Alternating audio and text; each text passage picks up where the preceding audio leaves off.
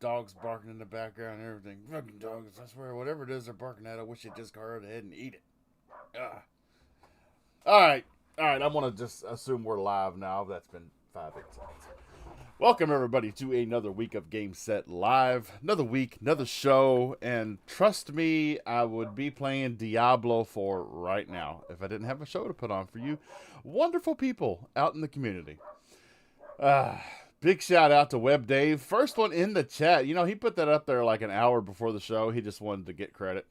He just stopped in and said, you know, what's up? And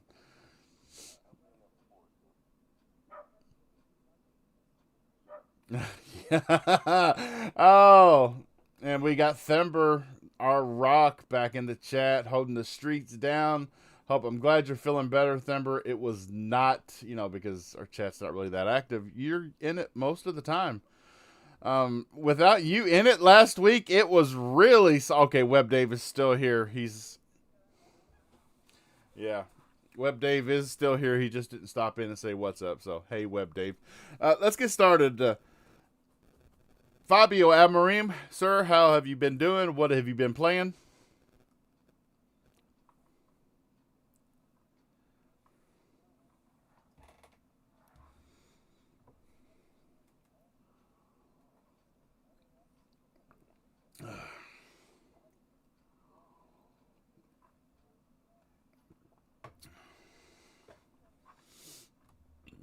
Yep. Yeah.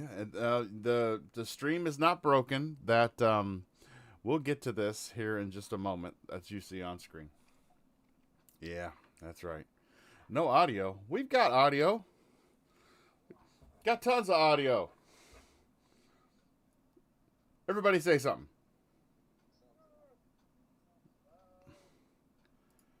Hey, jeez. Hey, is BoltGun on Game Pass or did you buy that, Fabio? I bought that because it was quite cheap. How much? Okay. How much was it? Okay. Yeah, I fixed the audio. Fucking OBS.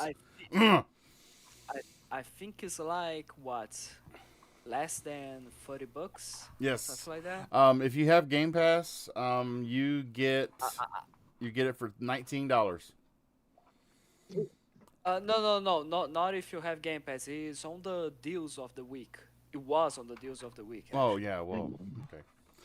Because Warhammer 40K had their online events. I think the name is Skull, and then they were announcing some updates for games, new games as well. They showed some gameplays of Space Marine 2, and they announced that a lot of Warhammer games, including Warhammer 40K BoltGun, is having a nice discount. Yes, I will. I have an hour of Warhammer 40K BoltGun that I will get to just right after we watch this little video after intro. Just Mayhem Games. Mayhem Games. Where have you? What have you been playing, and how have you been? And have you fed your ponies lately? Are they starving? They're actually well fed, sir. They're very well fed. Are they? I think so. I think so. I think so. Not just one showcase, guys. You got to look at the whole picture, you know. Mm-hmm. But anyways, the week has really like invigorated my my passion for fighting games, man. I downloaded Guilty Gear Strive. I downloaded Street Fighter. I downloaded Mortal Kombat. I'm getting hyped up for Street Fighter 6, man. So I just been like back on my fighting game kick, kind of doing that mostly whenever I can. And fighting games are great because you kind of jump in and jump out whenever you want, you know. So if I don't have a whole lot of time, I don't like starting a game that I know I'm going to be jumping to a chapter of like at least an hour or 45 minutes if I can't commit to it.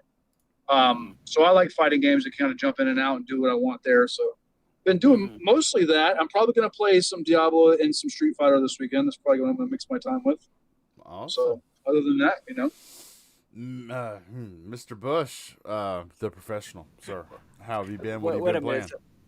Wait a minute. What was that? Why did you like hesitate for 1 second to just talk about Mr. Bush? Like, yeah, Mr. Bush.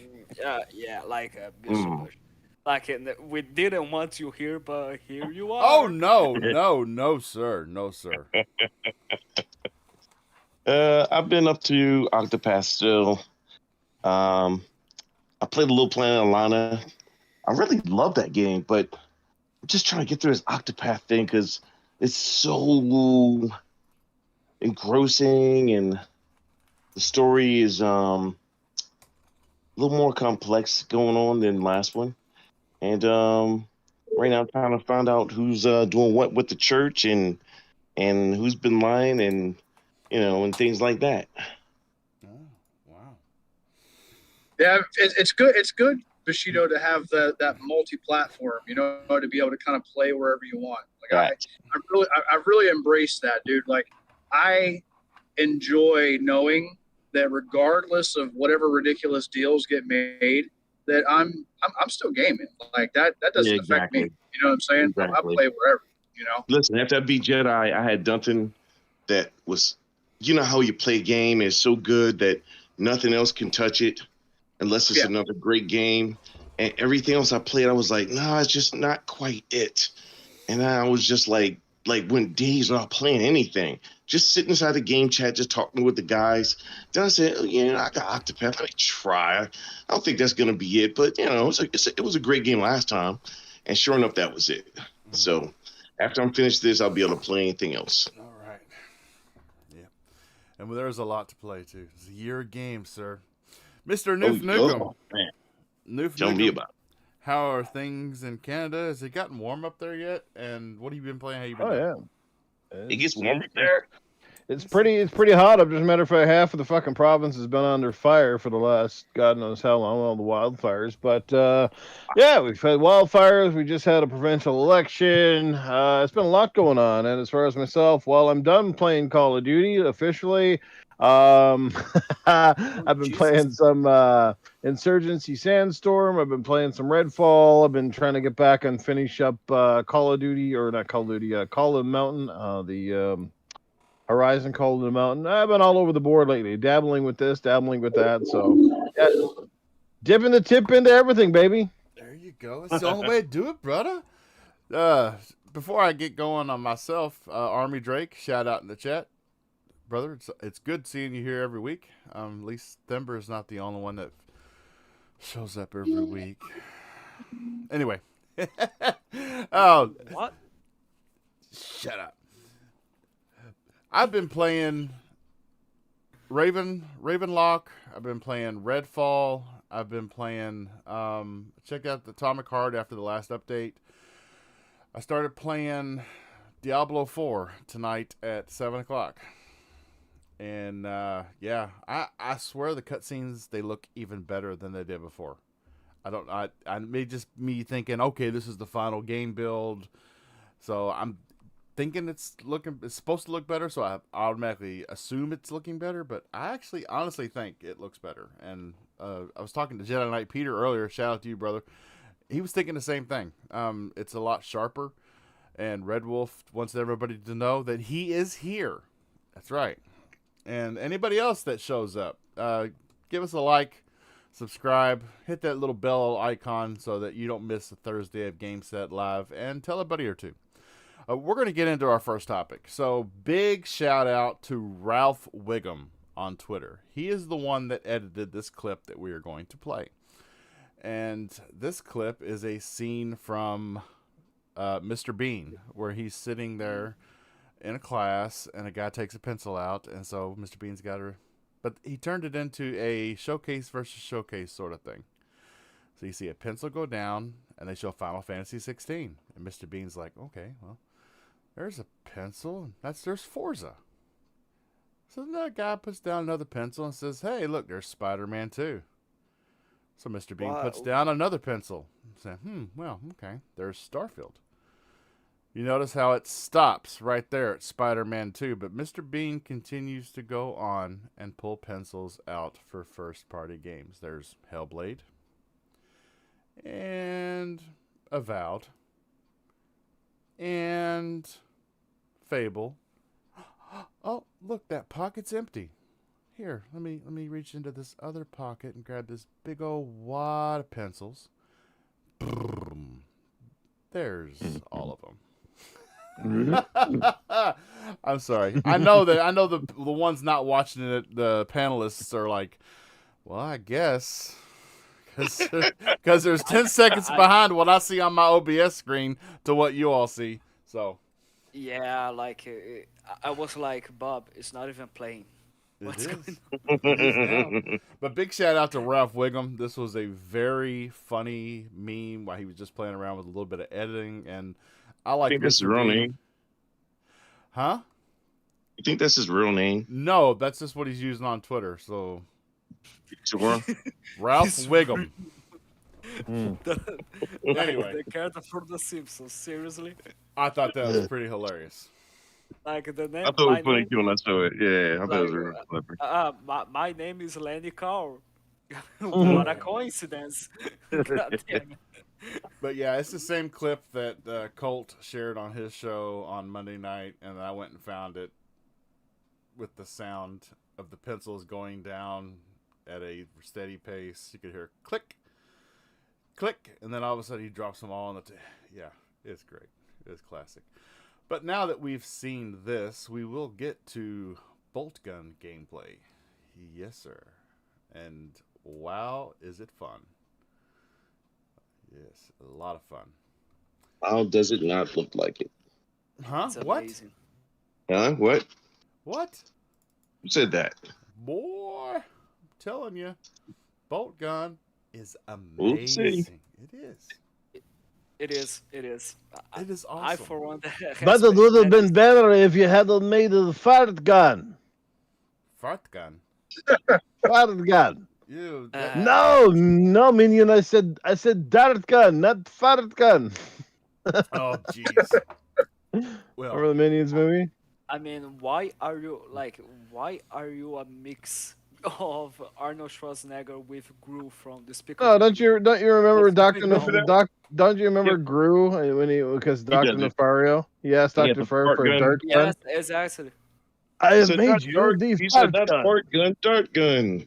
Dart gun. Oh, I thought you said fart gun. well, Wolf, if you want to tell 3 buddies, you go right ahead. He's got it. I've had 3 buddies. Yeah. Hey? He may have 3 buddies that they're probably forced to do a show with him. Big shout out, Lou, Red. Oh, I love you. So, there you go. I'm sorry. First topic, besides the, it actually ties into that little meme that we just watched. I've had a week to sit on the show, the PlayStation Showcase, and I've had a week to sit on it, and it was hot garbage. It really was. Wow. I mean, it really was. You showed one third-party game that's exclusive to your console, Final Fantasy 16, and you showed one first-party game, Spider-Man 2. After 18 months of silence, you showed 2 games that can only be played on your platform. For now. Because as we've seen, it all goes to PC. Like Ratchet and Clank. That's going. And an SSD isn't even a requirement on the PC. Thought that was a huge deal. The power of the SSD, and you won't be able to switch worlds in Ratchet and Clank like you could. Yeah. Well, it's all coming out, and okay. I'm throwing myself on the cross. Mayhem and Noob. So let me have it. So Bob, I'm gonna go ahead and jump in. I got Scott one question for you. So is it safe to say, because the comment that you just made, is it safe to say that first party console games going to PC diminishes the game or the impact that it makes on your platform? No. Meaning that, like, since the games from PlayStation are going to PC, that's, to me, sounds like it's being interpreted as a negative thing, right? Yes. Yes, it is a So negative thing. if that's interpreted as negative, then what would Xbox's first party be interpreted as, since it hits PC day and date? Okay, well, No. Here's the thing. it's just like I mentioned during our show talking about the PlayStation Showcase. Like, it's called payback because the Oh same man. argument that people are doing We having gotta stop. We gotta stop like Xbox putting wording there. our No, arguments around random no, people on Twitter, guys. I want to have like no, an actual no. gaming But here's discussion Yes. well, that doesn't involve randos on Twitter. I Okay. really don't care what ponies say. I want to talk about like what we actually feel about how well, these games dropping on PC. You know, well. like We've been are they seeing hurting the industry? we've been seeing everyone saying that it's only possible, not just random people on Twitter, but as well gaming journalists saying that Ratchet and Clank transitions are only able to be done because of PlayStation's SSD. And that's not the case. I think it's great that Ratchet and Clank is coming to PC. I don't see that as a problem at all. But I just love to laugh a little bit because everyone has been bragging so badly Right. saying that Right. the PlayStation's SSD is more advanced than PC SSD. You know what I mean? Makes no Well, sense at all. at the time that it launched, it was up until a really high end. No. Piece. Seriously? No. Yes, There's no yes, it proof was. in that. At the No, there's. time that it launched, this was 3 years ago. Now SSD, M.2s have caught up on speed, but you have to understand that, like, okay, so first off, Insomniac, up until this point, has made games for what platform? PlayStation, right? Mm-hmm. So when they say that it's only because of the power of the PS5, the only other platform that they had built for previously were previous PlayStation platforms. It was journalists and people on Twitter that decided to run with this narrative that the PS5's SSD was just so powerful and so magical, right? It was never Insomniac or even PlayStation. It was only in regards to the PlayStation 5's SSD being so much better than it's the only other competitive platform inside of its own ecosystem, which is the PS4 and the PS4 Pro. Up until this point, PC has not been in the conversation up until what, a year and a half ago, 2 years ago. Mr. Amarine is correct. SSDs were faster, even when the Yes, PS5. higher end SSD, very Right. very expensive high end SSD. Right. Not very, very expensive, but SSDs. Yeah. And secondly, the SSD was proclaimed the magical device by PlayStation, by Jim Ryan, especially with the he was the one who had mentioned that during one of his promotional clips, that due to from the power of the SSD, if it wasn't for the power of the SSD, this would not be possible. So he made those statements. He did make those statements. So those two things are correct for Mr. Amarim. Am I saying that right yet? Amarim or Amarim or I'm a Marine? I'm Well, more Marine. I'm Maroon. I'm a Marine. Well, you could just say Fabio. How about Well, that? I could, but since Bob keeps saying the whole thing, you're only one with a whole full name he keeps saying. So I gotta get in on this. So Bob's afraid to Okay. figure out how to say it after a couple weeks. That's right, exactly. I gotta stay fresh. But okay, so I do want to touch on Power Man asked me not Power Man. I'm sorry, Power Man is dead. Everybody, in case you didn't know that, Mayhem nobody Games, told me I ain't Mayhem nothing. Games kicked him under a bus and drove over him 4 or 5 times and said, "I don't like you. You're too nice." So Miss Power Man. we have Mayhem Games now. I don't like you. You're too nice. Everybody prefers you. And Oh, yeah. shut up. So the Just kidding. specific Couldn't question, resist. the Thanks specific to everybody question prefers you. put to me by Mayhem Games was, I don't believe it's the same thing, because if you look at all the way back to Elder Scrolls Oblivion, okay, even when the very first Xbox came out, there was always this synapsis, this correlation, this relation between Xbox and PC. It's always been there, and everybody has always kind of related the Xbox to the PC because of Microsoft, and it's got a lot heavier over the years. And so we got the Xbox app on our PCs. We've got PC Game Pass. We got Xbox Game Pass, and for the most part, 60%, and that's probably being a little generous, but 60% of the games that are on Xbox Game Pass are also on PC Game Pass. So, yes, I do, and I know a little bit of the technical workings of the Windows and the DirectX kernel and everything that goes on inside of a PC, and I'm telling you, and I've been preaching it for years, they're the same. It's all running on the same software. It's just a different device. And so, yes, I do consider Xbox and PC to be in the same family. So games that release at the same time on Xbox and PC, I don't really it's not a lot of, I can't really throw shade at it because I see it for what it is. Now, PlayStation, on the other hand, who's made with, I think it's Unix. It's a completely different operating system. Can't even use DirectX. It does have API calls that do some of the same things that DirectX does, but can't take advantage of exactly the same things that DirectX can take care. So going from a PlayStation 5 to a PC is a true port from one platform to another. I don't believe that to be the same thing between the Xbox and PC. Yes, the Xbox can run PC games if they're not optimized, like we seen with Redfall. We got a PC game on console that was not quite optimized for the console, but it still ran. And a lot of people still had a lot of fun with it.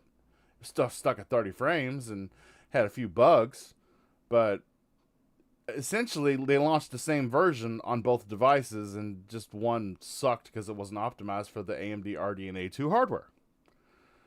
So I do see it as more of a conflict when PlayStation releases their games on PC than I do when Xbox releases their games on PC. It's usually the very same day.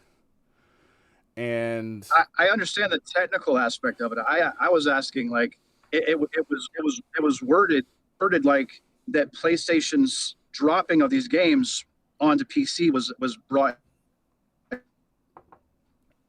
be going as more of a negative type scenario, right? Repeat that, ma'am, because you're going in and out. Yeah, you're going through. I was saying like, as far as I understand the technicalities, but I'm asking, about, I guess, the way that Ratchet and Clank is being perceived going to PC as like a negative, right? Are we perceiving it as negative? That is how you made it sound, though. Yeah, sort of. Talking about you, Bobby. Yeah, that's kind of the way I took it. Was that it sounded like I was being criticized for games going to PC, but I'm okay with it doing it on Xbox. But I look at it differently.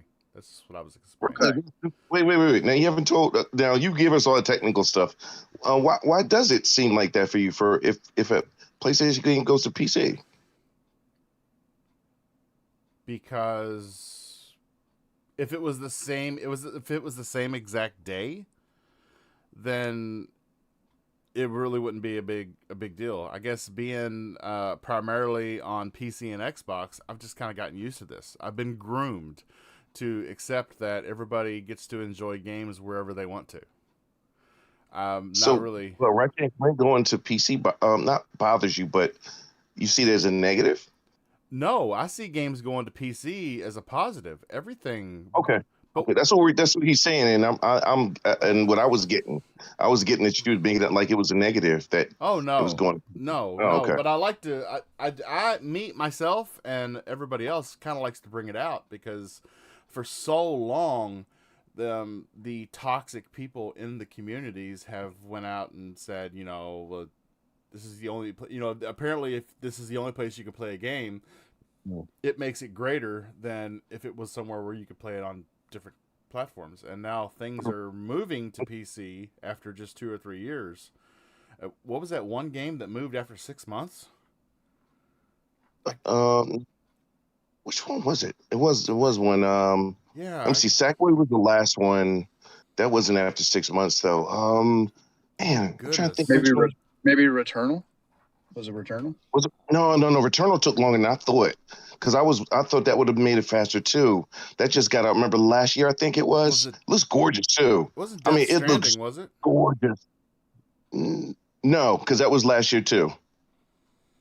Oh, good. There is a game. No, you're right though. There is a game that did go pretty fast. I don't remember the time frame though, but I do remember saying like, "Man, that was fast." But I don't remember. Yeah. You got me. Yeah, if anybody inside the chat remembers, I'm surprised Noof doesn't remember. Yeah. Noof's usually a encyclopedia of knowledge when it comes to exactly. I'm surprised I can remember what I had for breakfast anymore. Oh, come on. No, that's not like me. I don't know. What does anybody give a rat's ass about what goes to PC or not? I certainly don't fucking care. Never did. I play on console. I'm a console gamer first, foremost, and only a console gamer. I can care less for PC. I don't care what goes there. The benefit is they make more money. PC people are happy. You know, if you're the kind of person, like I said, who's got the money, the knowledge, and everything else to go into buying the best PC and to play it at the top frames and resolutions and stuff, by me, all means, you have at her. But I'm sorry when I've got a $600 console that keeps pace with at least most of the fairly decent PCs out there. I'm happy with that. That's fine. That's good enough for me. That's all I need. I don't need the best. I just need it to be consistent. Yep. That's all I need. And again, just bring the exclusive games that I want to play. That's why I have every console, because I got all my bases covered. So Amen. Wherever shit drops, I'm ready to roll. I mean, the Series X and the PS5 typically outpower. If you look at Steam charts, I mean, the most used GPU is a 1650 Super, which is I don't even think it's as powerful as a Series S. You know, so the idea that a lot of people try to make it seem like everybody's rocking a 4090, and that's just not the case, right? So for the money, whether it's a $299 console, a $400 or a $500 console, for the optimization and the closed ecosystem that you get inside of these consoles, it is really like, it's not even comparable. I mean, granted, you want to go and you want to do the high end and spend way more money for a slightly shinier version of the game I'm playing, have at it. I'm totally fine with it. At the end of the day, it just feeds the ecosystem that I prefer. And as long as that continues to be something that happens, where I get good games, then, at the end of the day, I don't really care, I look at it the same way. To me, it's just another source of revenue. I never understood why people are upset about it during the Xbox One era. I just looked at it the same way, like, but it's just another revenue stream, and it's not a console, because I always took it. Well, a lot of guys were coming off of if you got to think back to like the 360 era. I mean, the 360 era, the number one thing that pushed that console forward, and this is with the Red Ring of Death and all the other marketing clothes that came along with that, is they had really, really good exclusive games. Right. Mass Effect, all these titles that were exclusive to the platform and drove the platform to the point where it was actually neck and neck beating Sony all the way through until the end. PlayStation kept going. They, as they always do, the end of their generation tends to be strong. So they released The Last of Us and a couple of things. And they did price drop too, they took over a lot. And the price drop and things like that. Of course, they're paying for it now because the cell architecture is really hard to develop for. They can't even get PS3 games native. So Metal Gear Solid 4 is going to stay forever on PS3, unfortunately. But unless you remake it, had really strong exclusives to carry that platform, and it was very jarring in 2016 because there were a lot of exclusive titles on the 360 that weren't on PC, right? Like there was a long little stint of time where Xbox exclusives hadn't hit PC, and in 2016, Quantum Break, the infamous game that they started launching with the Xbox Play Anywhere program, right? And that jarred a lot of really hardcore Xbox fans, as to like, whoa, this is, they're getting to play it. And there's still the ongoing issues I tend to have with PC is if we're both going to have access to a game, especially a multiplayer game, I don't think that it's quite fair that I would have to pay for online multiplayer and PC doesn't. And the only reason they don't do it for PC is because they just simply know they won't pay it. They know that PC players will not pay it, and they know console players will. And I just don't think it's fun for us to play with PC guys. I just don't. I want to be able to lock that out if I want to be able to lock that out. Except for, I mean, you can do it on the console, but even if you do it on the console and someone else had, like, let's say Call of Duty, and someone else has it still, it's still going to go through. And it's like, I don't want to play against PC guys because they can mod, and I don't want to play against them. I don't want to play a bunch of cheaters and whatnot. You got it bad enough that people can do it on Xbox, but at the same time, it's not as much. Now you got PC to it, man. I won't have to be bothered with that. But besides that, I have no problem with PC people and what they play and what they get. Never had a problem with it. Didn't even care. And I understand the exclusivity thing. As you say it too, because we had lost one of our biggest Xbox supporters and Crap Gamer. That was a hit for us as gamers. Yeah, and was it? I still remember that tweet. That interaction with Phil Spencer. That was crazy. He only tweeted back something real simple, and it just like blew up as like, oh. Well, he said Crap said he was canceling his pre-order.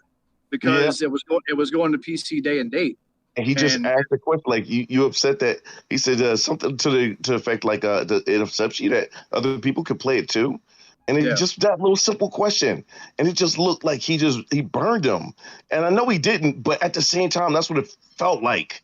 I was like, "Wow!" And after that, he was gone.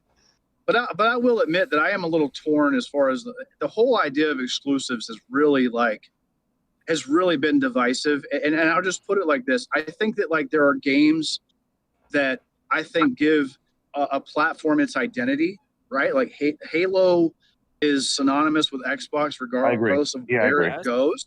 Right. And so in that aspect, I have to say that exclusives are important because if you could play Halo on the PlayStation, I don't think that it would be just like any other multi-plat, right? Like the exclusives are what matters. That's why everybody got all upset about the PlayStation Showcase, right? Because at the end of the day, regardless of what we think or what we say or whatever, the exclusives matter.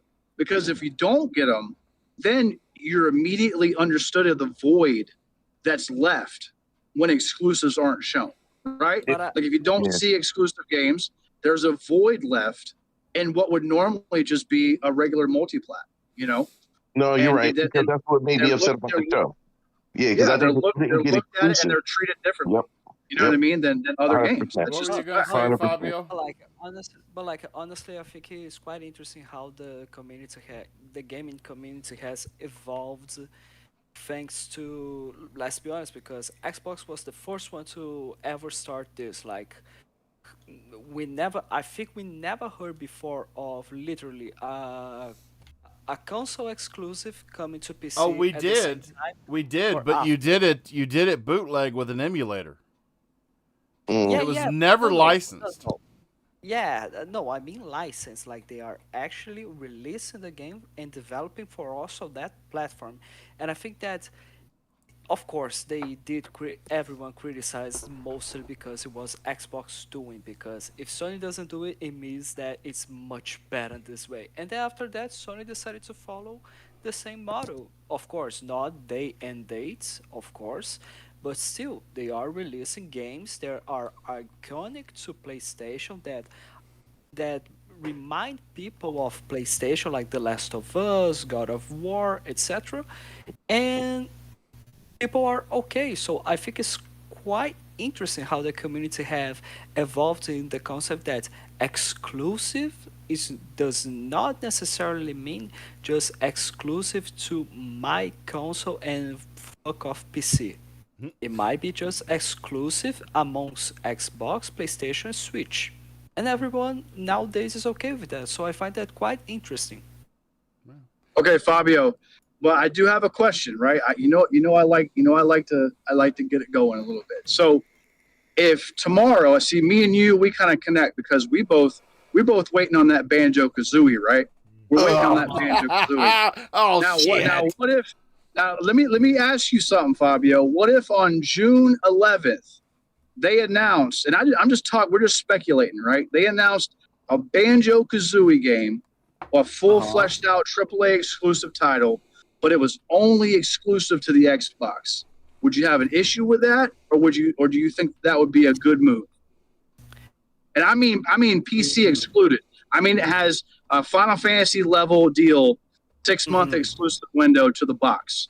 But 6-month exclusivity or forever exclusive? No, I mean like 6 months, just like Final Fantasy 16 is only exclusive to PlayStation for 6 months, and then it's going, and then at some point they're working on the development for PC. So my answer wouldn't be either one or other. Like, I would be okay because I own an Xbox, but I don't think it's a good move, especially because Microsoft has been trying to sell the idea that Xbox is nowadays an ecosystem. You can play on your console, your PC, or even your cell phone through cloud.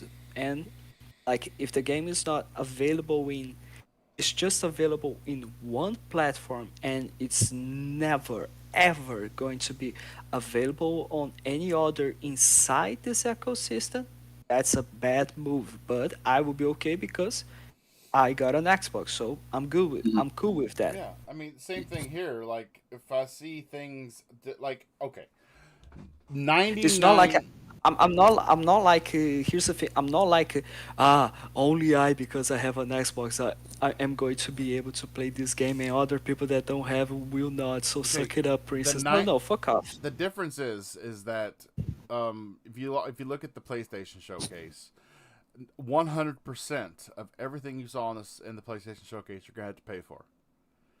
I know, as a Game Pass subscriber, 99.9% of everything I see on June 11th, I just have to wait for it. I'm not going to have to pay for it. Exactly. Well, you're technically paying for it. If you're in a subscription service, you're paying for it. You're paying. But I'll counter with this. A lot of people's main issues with the PlayStation Showcase was the fact that it showed games as a service, right? Fair enough, right? That was the biggest critical point. And I don't understand that. I don't have a problem with games as a service. I really don't. Right. Not to me, actually. Yeah, so I think that, I think that most people, everything that I hear from people is the fact that the games as a service games. They did not like the idea of games as a service games. And I don't know. I find that weird. It's like me and Bushido were talking about it last week. Listen, if you were upset about the exclusives not being there, that's totally understandable. And I personally think that there's going to be another showcase later this year. I don't know why they would be holding it back, but Tom Henderson, who's very reliable, and the Snitch, said they've already seen videos and trailers, and they have no idea why it wasn't shown at the showcase. And he also leaked Ratchet and Clank coming to PC. So I wholeheartedly believe that there's other stuff that's cooking, you know what I'm saying? But I think for the longest time, people have been asking for Sony to do something different, right? Like, everybody said they're sick of the one and dones. They're sick of the single player over the shoulder action adventure game. They want something different.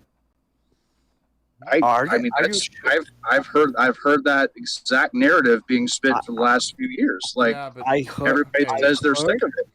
I heard, and are we not sick of it? Are we not sick of that? No, we're not. No. Because in my eyes, the only true over-the-shoulder game is Gears of War. The rest of them are second and third person. The only one that actually literally puts you over the shoulder and you're riding along with that rodeo run as you're heading towards an enemy is Gears of War, and I would be ecstatic for a number 6. I'm loving it. But I mean, are you saying the opinions from Xbox players there are complaining about Sony style of games, which is the same thing that which they always say, and we all say, like, third person, over the shoulder, cinematic games, which are great, but still it's the same formula over and over and over. And that's it. Like, are you talking about Xbox? That's the point I was making. No, but here's the thing. Nobody should care about PlayStation, and nobody from PlayStation should care the fuck about Xbox players' opinion. The same way as Xbox fans and No, Xbox I itself don't think should so. not care about PlayStation's players No, and that's PlayStation's so much opinion. fun to talk about on a podcast. Because Though. here's the thing. Here's the thing. That's a If people potential customer like, that you would be like alienating if you just said, "I don't care about that person's opinion over there." That's an active gamer that a company that's it's like saying, "I don't Ford doesn't care about Chevy drivers." Of course they do. They're okay, trying to so what? convert those people. They want those No, people no. in their ecosystem. So You know what I'm wait, saying? So they, they're they going are to meet trying them to. where they want to be. So they are trying to convert people that care about the other platform to their system, and they are disappointing their already established fan base by doing that because they are doing a model of games that they never wanted and they've always criticized. Okay, You see what? I gotta You get. see the point where you see the point where I'm trying to do here. Like I understand what you're saying, poor man. I agree. They need to try to grab more people. They need to try to get more players, get more money to invest more on the console. That's a fact. And games as service, it's a great step to do that.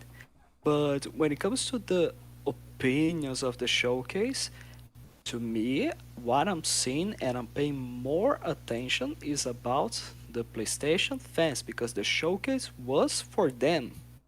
It wasn't for me because I don't have a PlayStation and I play on Xbox.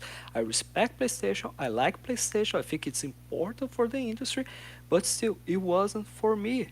It was for PlayStation players. And PlayStation players, the guys that love to talk about their exclusives and their first party studios and their way to do things, they did not like it. Because why? Because they want the same formula over and over and over. That's why Destruction All Stars was not a success.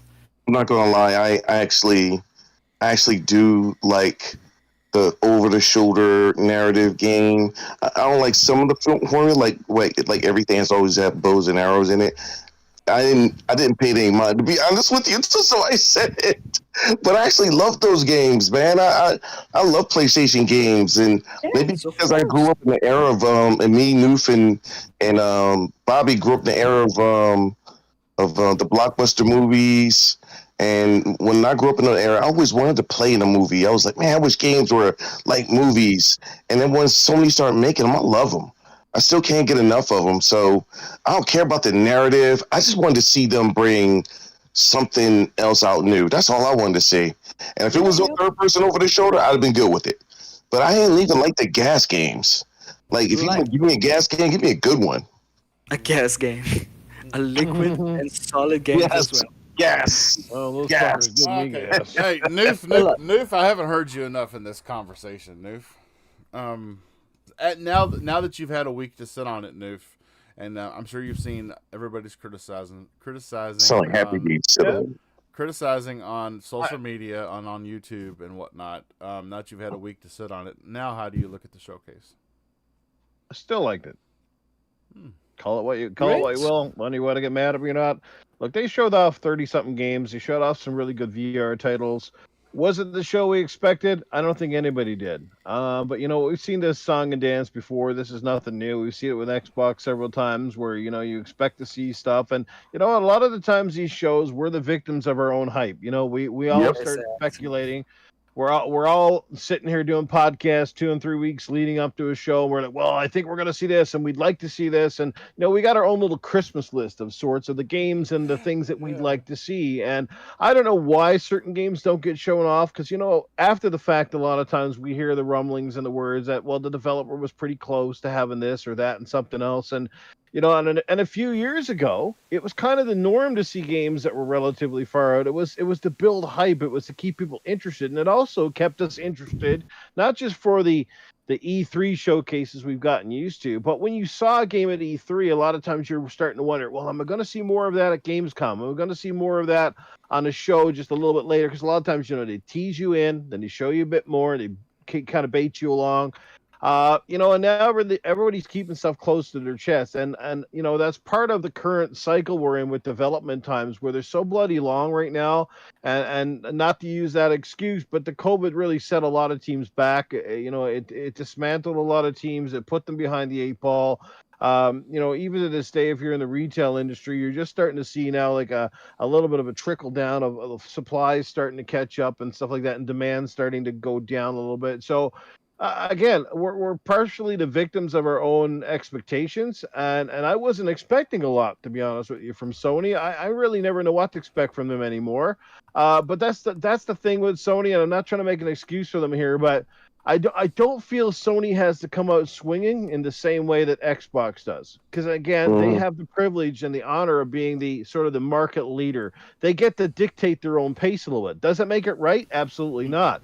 But when you're the market leader, they can kind of leverage that a little bit, and because their fans are out there buying PlayStations like they're going out of freaking style. Like, I mean, the PlayStation is selling still like freaking hotcakes. I don't know if hotcakes ever sell really well, but you know what I mean. Like they're having an issue. I always wondered that. I was like, where's that? When did hotcakes ever be that? When did hotcakes ever be really sell, right? They got a whole restaurant dedicated to hotcakes. International House of Pancakes, damn it. Those are pancakes, not hotcakes. Okay, what can I say?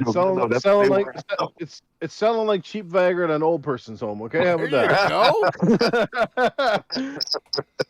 So, like that's where we're at. Was it a perfect show? No, but they showed enough. I mean, obviously, Spider-Man 2. Look, one game in itself. It's just like Xbox. When Xbox has Halo, right? They can almost wipe the slate clean with everything else. Like Halo is such a big title that you almost lose sight of it. And Nintendo's much the same. Like Nintendo, if they only make one game this year and it's that Zelda Tears of the Kingdom, they're probably good to go, because that game is going to be one of the biggest selling games, if not the biggest selling game already this year. It's going to move a shit ton of Switches. Yep. Yeah. And like I said, this is the thing about when you're in those positions, it doesn't make it right. We expect more from them. Heck, we even expect more from Nintendo. But like I said, Nintendo's going to make bank, and they're going to ride Zelda's ass right up into Christmas and beyond, and then they'll have more games. And I think maybe that's Sony's philosophy too, is they're like, well, we've released a couple of games this year. We brought out the PSVR 2. We got some games here. Something tells me, shoot me if you like, but something tells me that Jeff Keighley's probably ponied up some dough, or he's in cahoots with Sony, that they'll have a little bit more to show off at the summer showcase. They're sponsoring it, so I mean, Sony's going to be there. It's notorious. Jeff is probably look. Even Sony knows now with E3 sort of kind of going the way to Dodo, and not being a real hype machine that it used to be. Like Sony's fine getting away with leaving stuff for that Summer Games Fest with Jeff Keighley, because Jeff Keighley's getting millions of people on his YouTube channel. He's getting more hits there than all these other places ever did. I mean, love Jeff Keighley or hate Jeff Keighley, doesn't matter where you stand. The bottom line is he gets eyes on it. Why do you think look at the Games Awards numbers? Look at the huge increase year after year after year. It's no wonder Sony snuggles up, and of course Keighley loves Sony anyway, but it's no wonder they're snuggling up with those guys, because there's more eyes on it. And of course, when you're a market leader and you also have games that are notorious for getting like critical acclaim, and you're into those conversations of Game of the Year, it's almost like a win-win for them. So why not just wait a little bit longer? They got nothing to prove here, whether the fans want to hate them or not. And I get it that some Sony fans are angry, and they have every right to be. Heck, Xbox fans have been angry enough with Xbox when they've shit the bed. But this is the perfect opportunity now for Xbox to go in. Now, they can't really change their format next week when they go to show off whatever they're going to do, because, they have to plan this stuff in advance. Now, there could be that last-minute surprise that could eke in, or perhaps they go, you know what, we weren't planning to show such and such a game right now, but maybe the team can get something ready, because Sony just kind of really didn't come out kicking. Or do you take the opposite approach and say, we don't have to show nothing now from Xbox because Sony didn't blow anybody away, so why show off our games? But we've been waiting a hell of a lot longer than the Sony crowd. We are waiting for the big games. We also want to see the momentum carry over to Game Pass, as it rolls into the fall. Like they're going to have to load that sucker up too. The last thing Xbox wants to do is get into the fall and look at their metrics and start seeing, holy shit, our Game Pass numbers are starting to dwindle, or the engagement in Game Pass is starting to dwindle, and people aren't trying certain games, and there's no hype. They need hype to keep that flowing. It's not just the great price and the value, but they need people going, holy crap, this is a Game Pass now. It's going to be huge when Starfield drops. But like I said on this podcast several times before, Starfield better be the be all end all, because if that game comes out and it's another stinker, so to speak, or just kind of comes out flat, holy shit, the shitstorm is going to carry over right into next year. I can promise you that. So let's brace ourselves and let's hope for a good show. Look, all I need to see from Xbox is a couple of games, and I think I'll go away happy. And if we even see Fable, color me half ready as my stink will be smelling good by the time that happens. But yeah, let's go. Okay. So to segue into our last topic, because the last topic will probably be a very long topic. We didn't get a chance to get into this last week. We ran out of time, but so I was watching, and I guess I've never really paid attention to it during an Xbox showcase. But you ever notice how during a Sony showcase, they specifically never ever mention any platform except for their own and PC during a show? And I understand why that is, because the casual gamers, the ones that don't follow it like we do, they just don't know any better. And they're like, oh, well, this is coming to PlayStation. Oh, I better get a PlayStation. That game looks really cool. Well, I saw a side of Xbox that I hadn't seen in several years on social media after the PlayStation show. They put out a tweet that said, good looking group here, and showed most of the third-party games, I mean, not all the third-party games, but most of the third-party games that I saw in the PlayStation showcase that really interested me. They showed them in a picture, and it said coming to Xbox, and I was like, oh wow, that's awesome. And I can't believe Xbox actually did that, because Xbox they've been on this kumbaya trip for so long. It was finally refreshing for just the sake of competition to see Xbox throw something that looked like a punch. Like, well, okay, you like that game in that showcase, well, guess what, that's coming here too. I was shocked, and everybody's like, well, they shouldn't have done that, because that was probably a lot of the games they were gonna show on their showcase, and I don't believe that. I don't think so either. Yeah. No, because them putting out that tweet was not necessarily an advertisement, and I believe a lot of what Sony showed, the extensive trailers that they showed, they had rights to show those, and I don't believe you're going to see that on Xbox. And keep in mind that Xbox has, apparently they think they have so much to show that they couldn't even put Starfield in the same show. We're going to have a 2-hour-long show if you include Starfield. Which is crazy.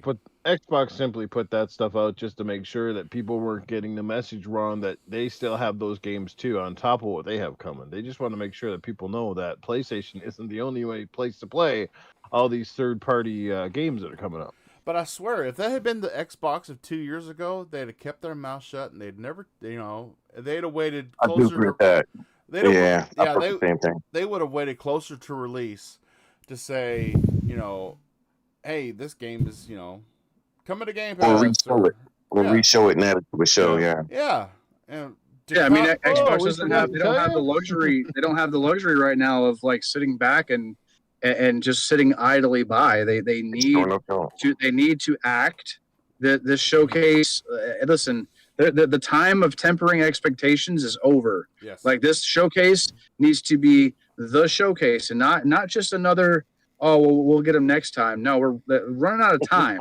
running out of time for Xbox to make an impact, and they need these games to start making an impact, because as it stands, and that's why I agree with Noof, PlayStation, in all fairness and honesty, they could fumble the ball once or twice right now, because they have established their dominance. They have released quality titles since the launch of the PlayStation 5.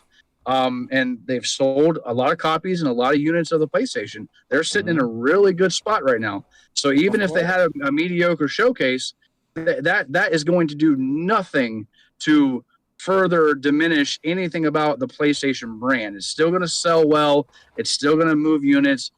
People are going to buy Spider-Man 2 in the fall and Final Fantasy in the summer.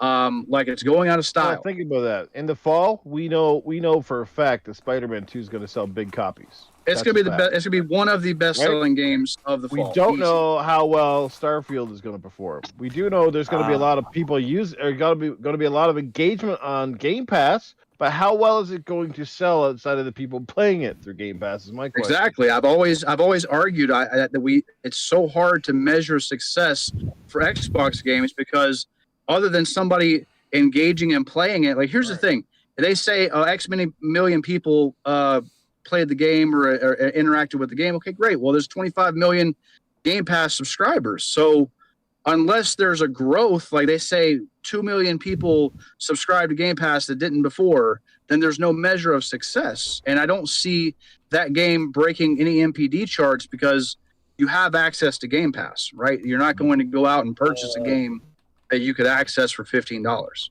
Well, here's the thing.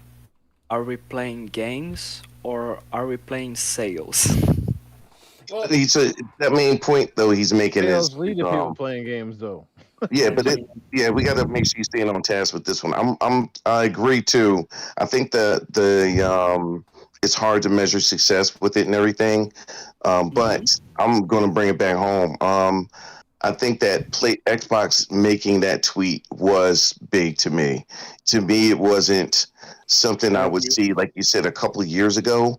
I really don't believe I see that a couple of years ago. I think it's a slightly different. It depends on the person, how they look at it. Each person looks at it, but that's a tweet regardless of whether you think it's a soft tweet just reminding everybody that, hey, we have it too, or it's a burn tweet like, hey man, we got it too, so don't think they're the only ones. Or some people took it like, hey, thanks PlayStation for showing the games that we're gonna have too. Regardless, I don't think I'd ever see that from Xbox, just for the simple fact that they always just sat back and just was like, no, we'll just do our own thing and we'll announce it too. We'll announce it in a quick sizzle reel or whatever. But that was different for me. I took that a lot different from the usual. And I don't know. I might be over analyzing it, but at the same time, I did take that as different. It was something I'd never seen him do before. At least I can remember. I mean, it was like Peter Moore was again the head of Xbox, the Xbox division. I miss that man. You remember? I miss that man so much. It's amazing. He tattooed Grand Theft Auto 4 and Halo 2. Dude, we all have our Peter Moores and Sean Layden's. Like bring them both back. Yes, I wish if Sean Layden was back. If Sean Layden was at Return of the Flute Man, we'd get a stage show with a flute guy, even though it wasn't at E3. I'm telling you right now.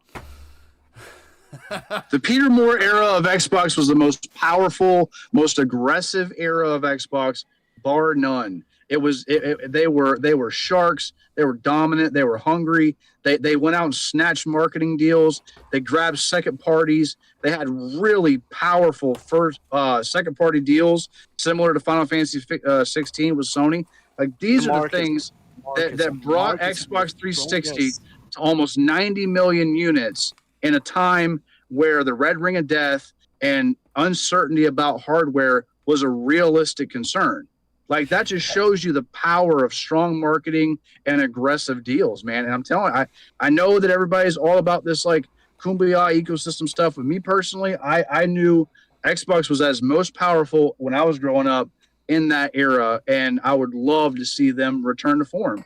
And who says that they can't? Nintendo's out here doing it right now with an underpowered tablet, like dog shit hardware, selling Zelda Tears of the Kingdom and wiping the floor with literally both of these massively powerful, more powerful consoles. Yep. They're showing you that exclusives can push a brand if they are good enough.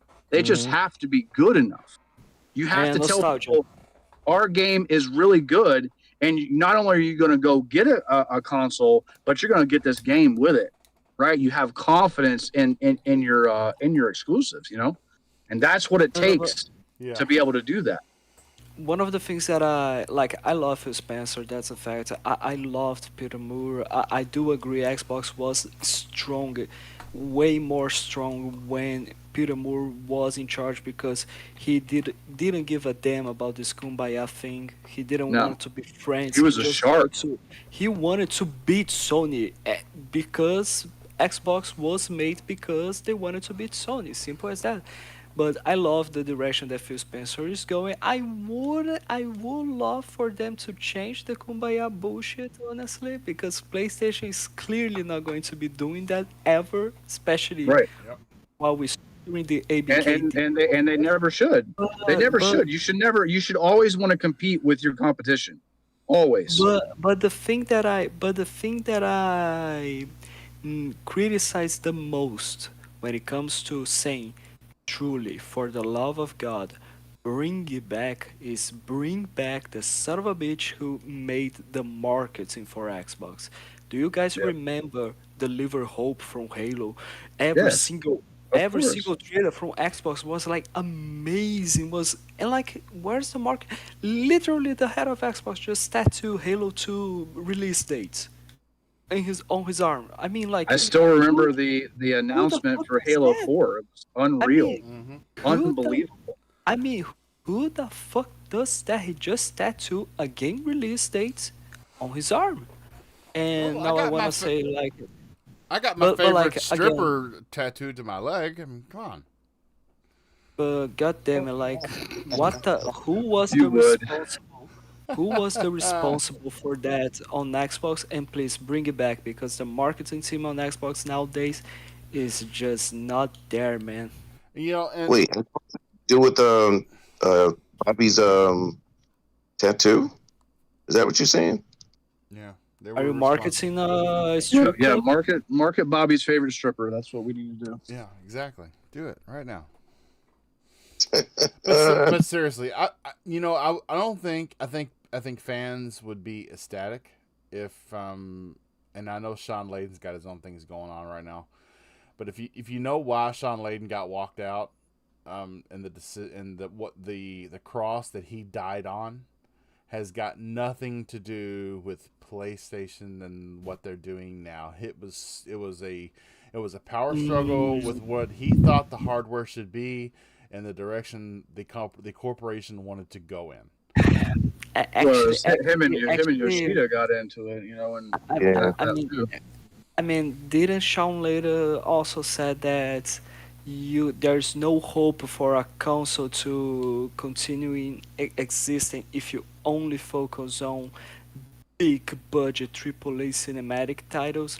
Wasn't he also trying to make Sony gradually go to more simpler games and passion projects, just like Xbox is doing with their studios? You mean but the difference that he was talking about was he wasn't saying that there was any type of there was no compensation away from their big first party. He just said they needed to expand into other things, but not taking anything away. Versus this new PlayStation saying it's 60% gas games and 40% single player titles, which I think is grossly way out of line. It should be if anything, it should be the opposite, right? It should be 60% what Sony's good at, 40%.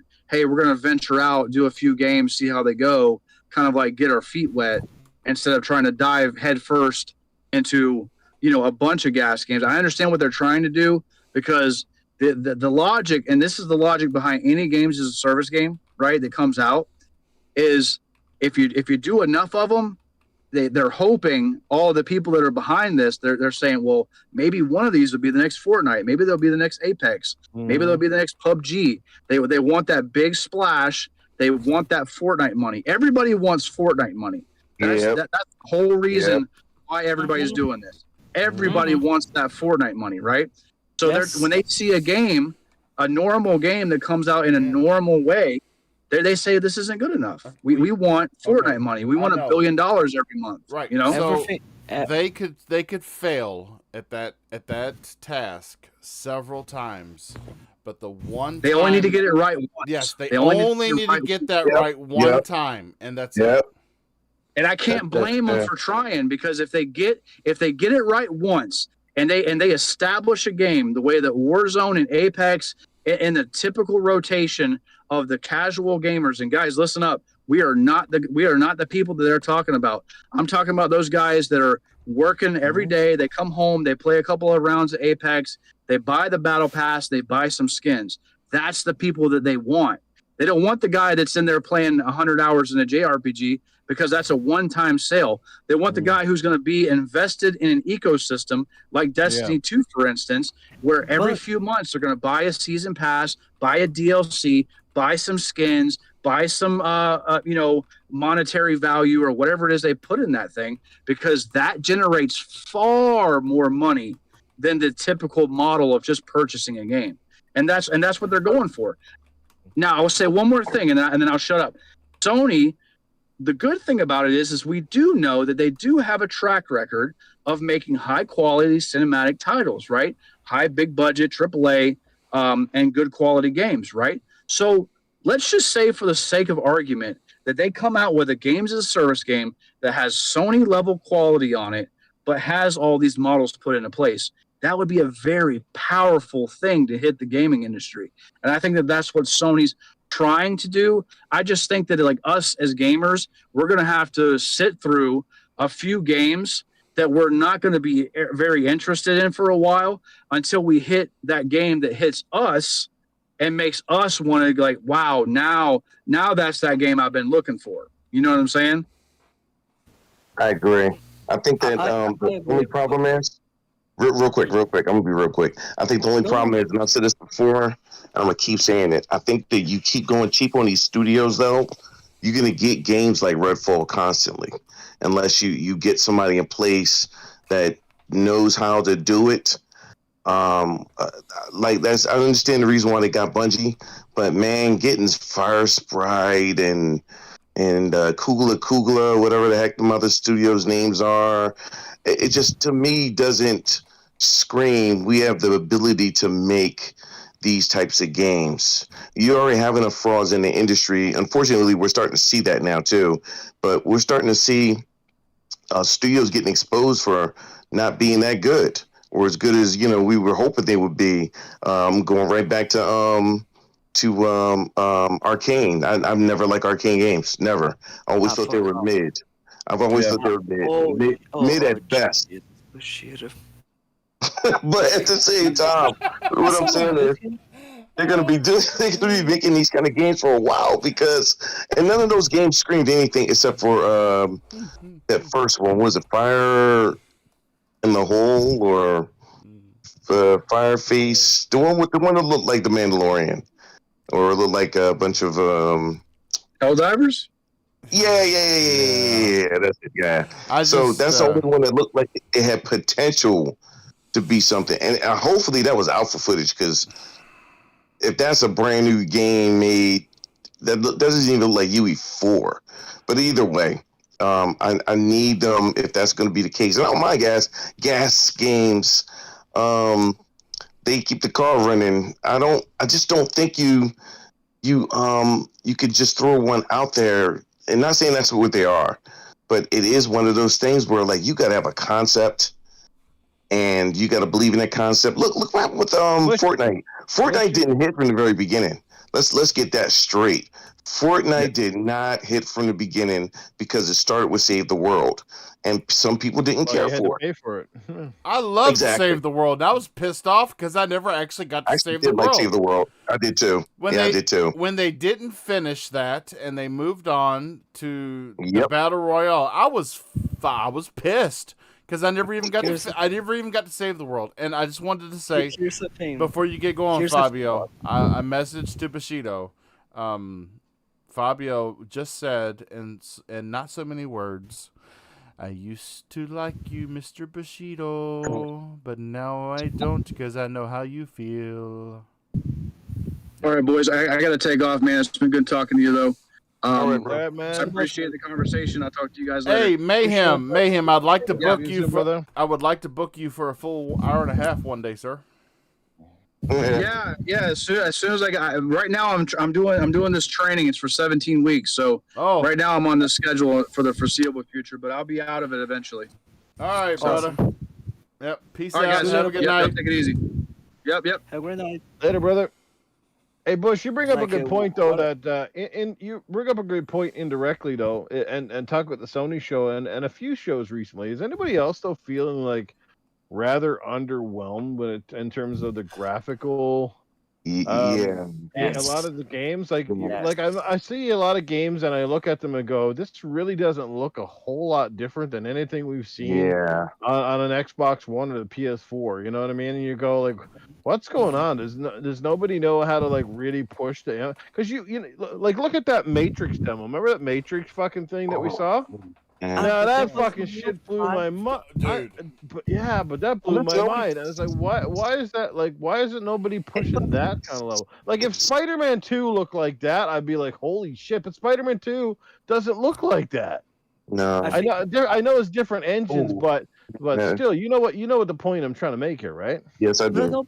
No, but honestly, besides the FPS and the loading times, technical point of view, like this generation hasn't shown like in terms of visuals, in terms of technology, what the console can do. Like because I truly believe that for Xbox, the first truly next-gen game was Microsoft's Flight Simulator because it's amazing when it comes to the graphics, but especially when it comes to the simulation that they are doing there with Google Maps and stuff.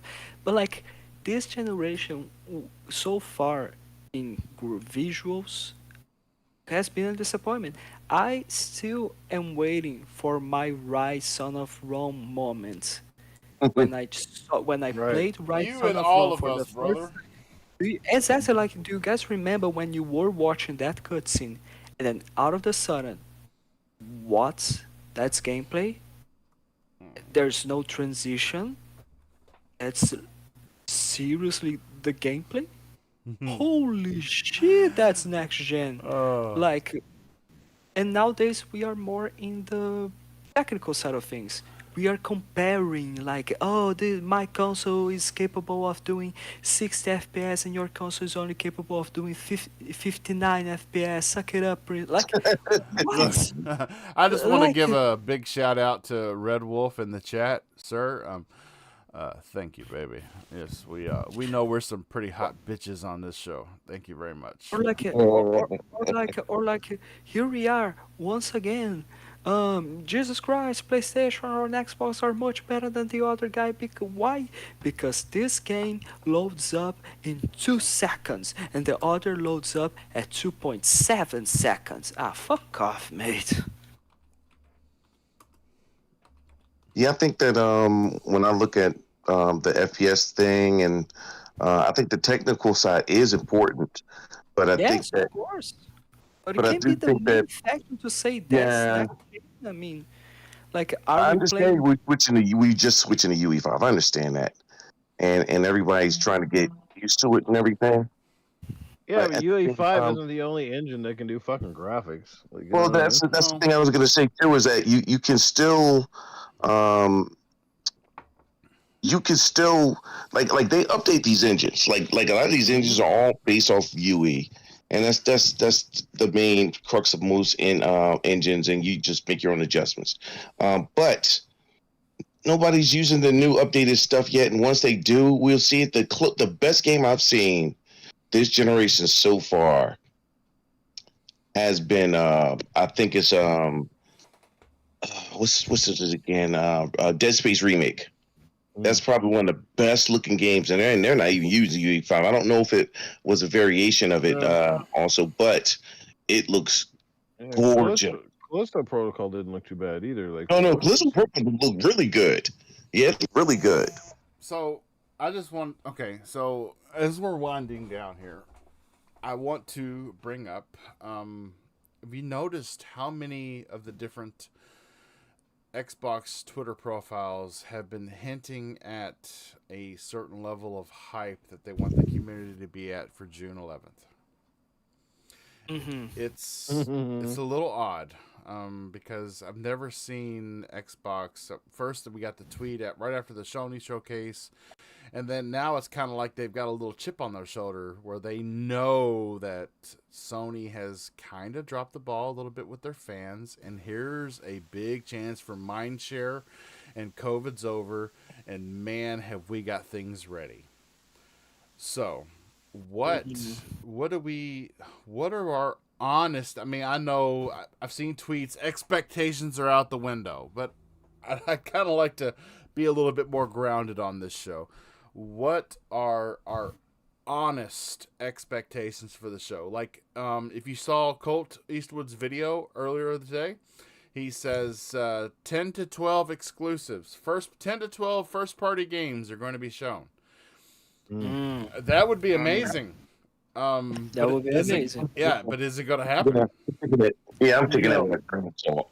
I don't think that 10 to 12. I would say my guess is going to be like 8 or 9, but I cannot say like 10 or 12 or stuff like that. I want to be wrong on that, but I think that it's going to be under 8 or 9, honestly.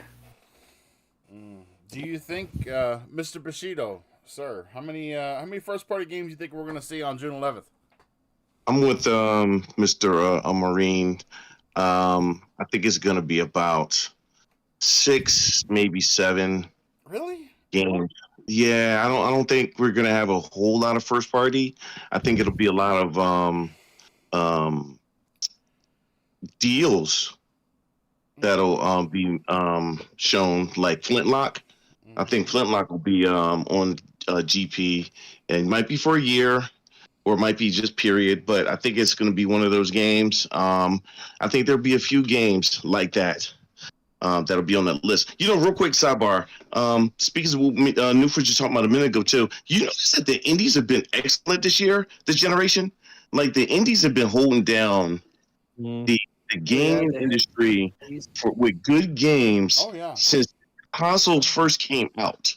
They've had the best games, and it's just weird that they are having the better games, even better looking than most games. And they've been doing an excellent job. And this is the first year. I think we only have two really good indies this year so far. But the last couple of years, man, they were just left and right.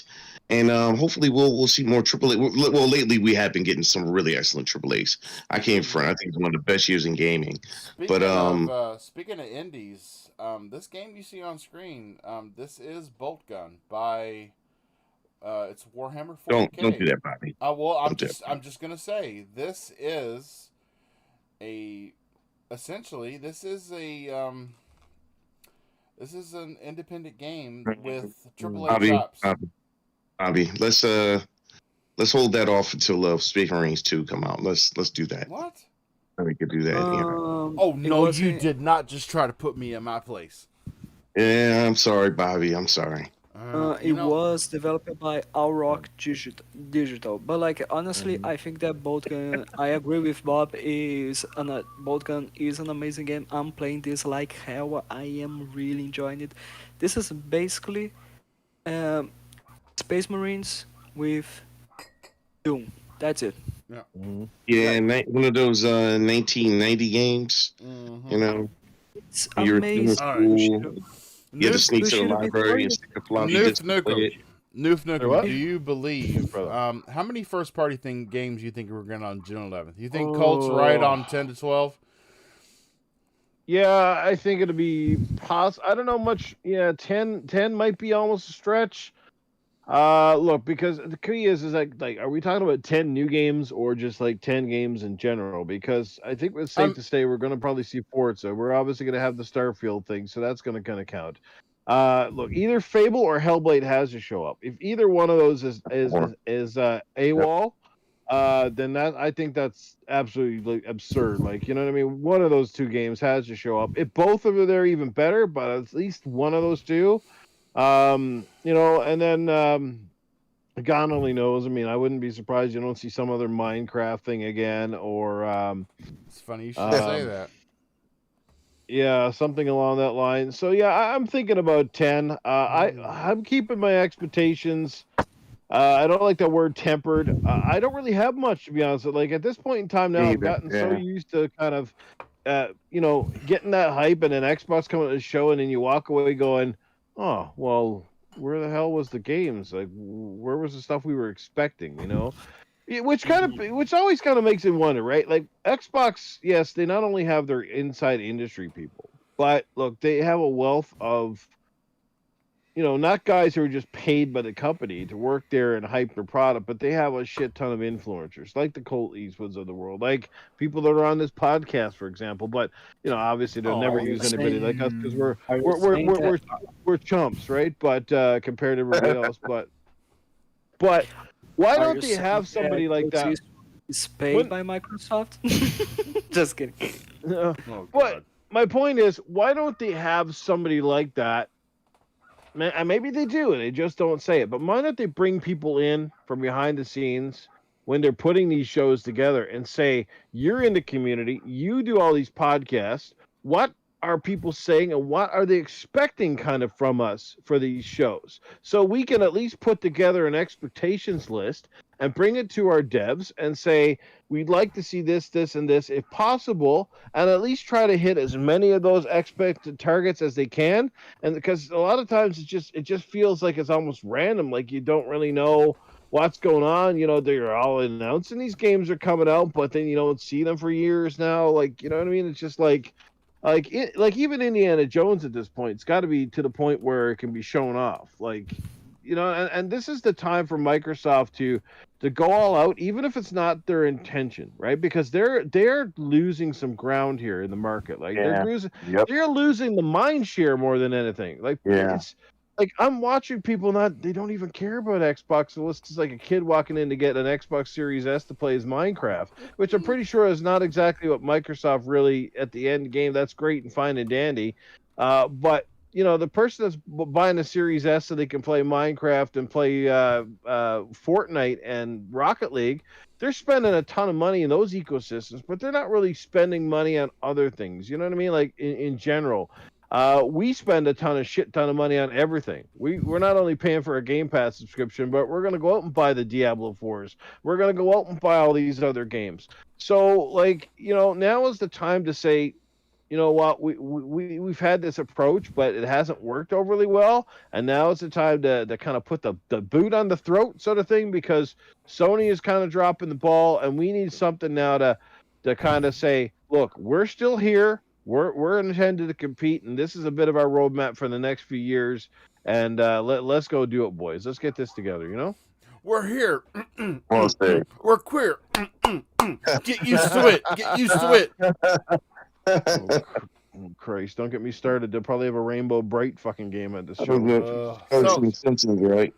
So okay. I want to tell you what Bob's heard. Bob has heard that we're going to get, I don't know, Machine Games is going to be there. I don't know whether we're going to see Indiana Jones or we're going to see Wolfenstein 3.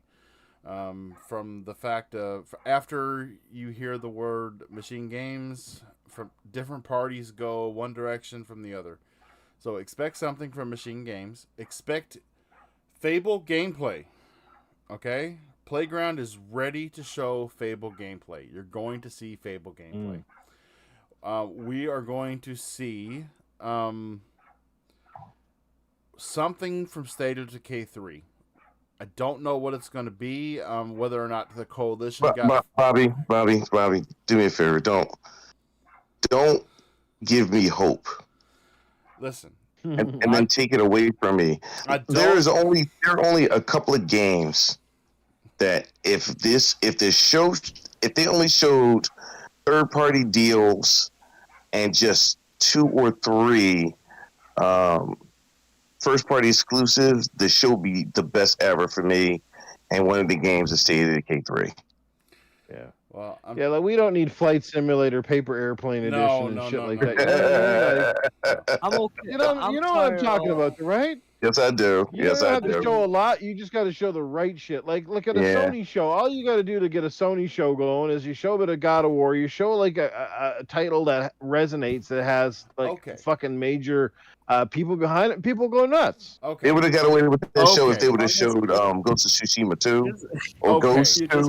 They would have got away with everything. I will give you my Xbox June 11th showcase prediction in one sentence and one sentence only, and you can look at this in many different ways. Everything that you thought you would see in the past 3 showcases, but Xbox has used the difficulties with COVID. I'm not going to say as an excuse, because we do know it was difficult on developers, but as an explanation to why this wasn't ready. Everything that has been held up by COVID, you are going to see it during this showcase. They were finally out from underneath the veil of being suppressed by this virus socially. We're going to get everything we've been waiting for the last few years. Okay? There we go. That's what I got to say. Well, that wasn't very explicitive. That was just kind of I expected more. Yeah. So you can everything that we apparently didn't see the last couple years. Okay, well, what is that though? See, then I don't have to give then I don't have to reveal any of my sources. You could just take it the way you want to take it. It's expecting something. I wanted to decipher something. Yeah, you're kind of like, hey, did you see the tits on that girl? And you go, what girl? You go, no, that girl. You know, that girl over there. Exactly. You're gonna see some Hellblade gameplay. You're gonna see Avowed gameplay. That's one. Yeah, you're talking. Avowed That's gameplay. 2. You are also going to see that the Series S and Series X versions of Minecraft ray tracing is ready. I don't care. Good. Anything else? Minecraft ray tracing looked fucking dope. Yeah, it did, but I don't care. But good. Exactly. No? Yeah. Okay. Depending on how far the coalition got with them on UE5 is depending. You're going to see something from State of Decay 3. But depending on how far the coalition got with them on Unreal Engine 5, that depicts what you're going to see. And I cannot say that. I do not know. This is very doubtful, but here's one thing I think would totally blow the doors off. And this comes from a studio, not internally, but one that they bought.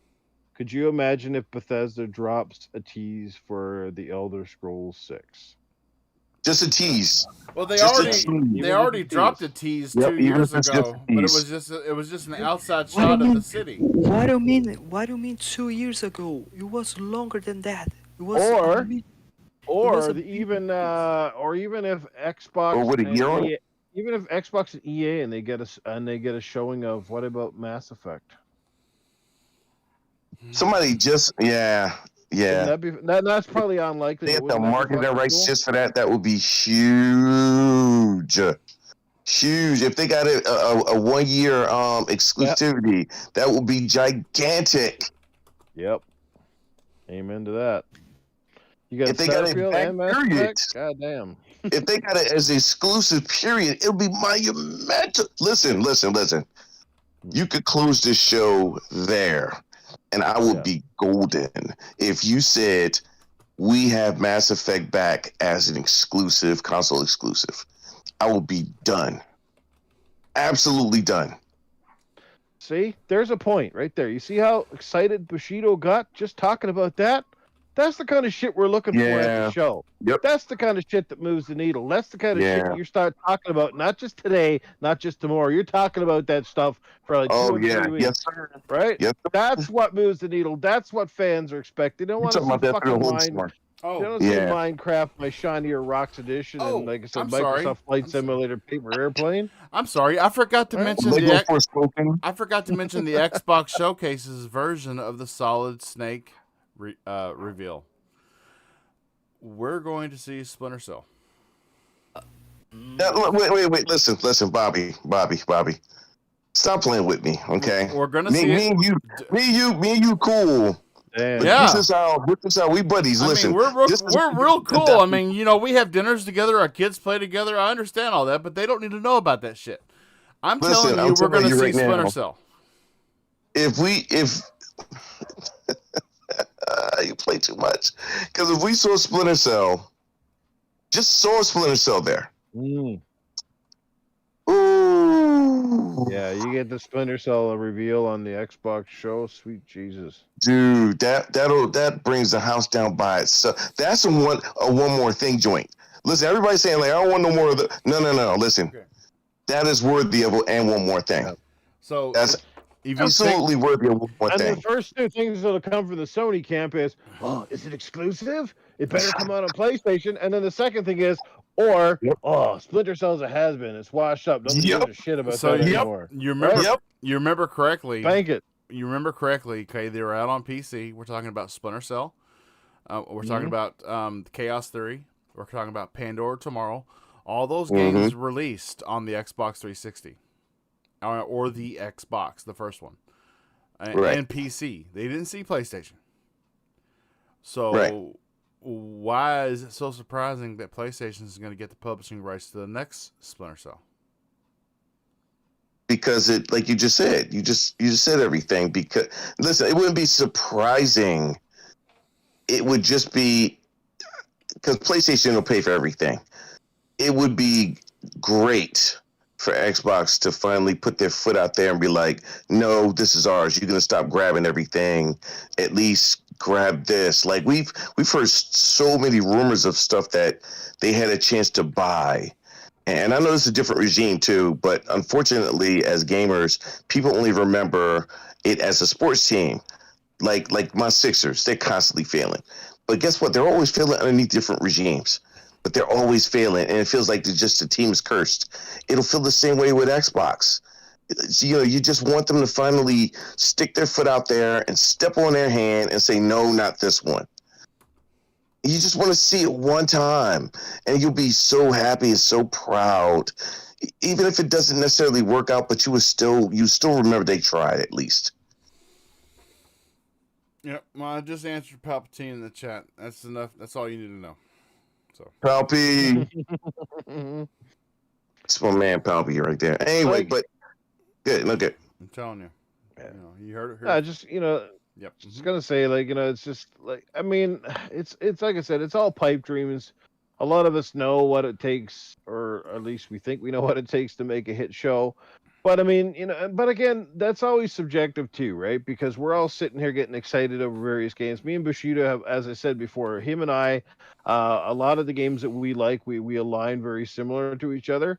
But there's other people that couldn't care about a Splinter Cell, or couldn't care about Mass Effect, or couldn't care about Elder Scrolls. So, I mean, to each their own, right? It comes down to, there are people out there that just love all the indie games, and they get super excited for them, and that's awesome too. So, it's all subjective, and I guess at the end of the day, it comes down, like I said, to plan these shows. You can't put together stuff like in 2 or 3 days, or even 2 or 3 weeks. A lot of these times, the games have to be done enough that the footage is not going to be embarrassing. They got to make sure that if there is live demos at play, that they're working, because we've seen instances in the past where stuff did not work on stage, and that's embarrassing. And with the media now being so heavy and the social platforms being super big compared to the E3 days of old, when it was just a magazine, you had to wait for the reporting, or you had a scattered video here and there. Like, everybody's so opinionated, and we all see that, it can go both ways. You can have a great show and all of a sudden he's hyping your game and knocks it at the park, or you can have a game that kind of like, well, it's almost like, if you look at Redfall, for example, like, it looked a lot better and had us far more hyped for the game. Then it finally comes out and you're like, oh, what the hell happened? You know what I mean? It's kind of like, those trailers look great. All those CGI intros look great. Those characters look great. And then you play the game and you're like, what the fuck? Yeah. So, or it's the other way. You get the games, which rarely happens. Usually if you're like, what the fuck, when you see the game at those showcases and then you get the game, you go, holy shit, this is way better than that crap. More often than not, it's the opposite. It looks really good at the show, and then stinks when you finally play it. I do have to speak on this, because our Rock is calling me out in the chat because he did mention it earlier, and I replied to him, but I didn't cover it. He says, and that is Mr. Thimber, our man with a baseball bat in the chat streets of YouTube, holding it down. He says, "Okay, no one is gonna comment on Gollum. I've seen the reviews of Gollum, and because of those reviews, I don't want to play it. I don't want to have to pay for it." No, I'm going back with Doof. There are games that you see, and the first time you see it, like, this is gonna be crap. No. When I saw a trailer for it, I was like, this is gonna be crap. And guess what? It was crap. No. Let's be It's another honest. worst review game. Past Redfall. You don't even have to watch a trailer. You could, if people had faith in this game when the concept was announced. We are going to make a Lord of the Rings game where you play as Gollum. Like, I mean, I heard who somebody the say that fuck on a video. wants to Exactly. do I that? heard a guy say that in his video the other day. He's like, "Who the fuck," he goes, "came up with the idea to play the entire game as Gollum?" I could see like a couple of missions, but you're like, Exactly. a whole game is this annoying little talk to myself friggin' troll. Exactly. I mean, here's the thing. There's a reason why put hair on Gollum it? in Shadows of Mordor was just a secondary character for a secondary mission. Mm. Because nobody cares about him. And because he would be awful to play. Well, he looks awful in the game though. Like the whole graphics look so bad compared Yeah. to like the way he's portrayed in the movie Yep. too. Like he just looks like a strangled Smurf to me. You know what I mean? Like, geez. That's true. If you don't like that, I know in the shit. beginning I was dumping on it when I first done. Listen, I don't like doing that either, but I was dumping on that game. I was like, this is stupid. This is a dumb idea. And then when we get closer to the game, they showed a couple of pieces to it, and I started thinking to myself, well, Bushido, as I always call myself, Bushido, maybe the game is going to do something innovative. And let's just wait and see what happens. And you know, maybe this is the one game where it comes out and it plays as like, wow, I never would have thought of doing this in a game. That was a great idea. And it didn't. And to top it off, that's one of the best IPs in gaming, in movies. Like, Lord of the Rings is huge. Unfortunately, it doesn't always transfer over to No. success, like Shadows of Mordor. Yes. I had a couple of friends that played for like a year straight. It was amazing. Yeah, so you just don't have an IP like that and then drop the ball, man. That was amazing to see that happen. I mean, I love. Here. Go ahead. I was gonna say, now here's a great example of a game that looked really good when it was shown in the trailers, and it probably looked as good as it ever did from everything we saw, and then even when the game finally released. But then you have to ask yourself, who in the hell thought this was a fantastic idea? And I'm talking about Scorn, right? Scorn looked Son of a absolutely bitch. amazing. Still looked absolutely amazing. But who in the design department thought this is going to be a fantastic game that basically, one, is almost void of any action whatsoever, and when you finally do get action, the controls are so horrendously bad that you can't kill half the shit properly.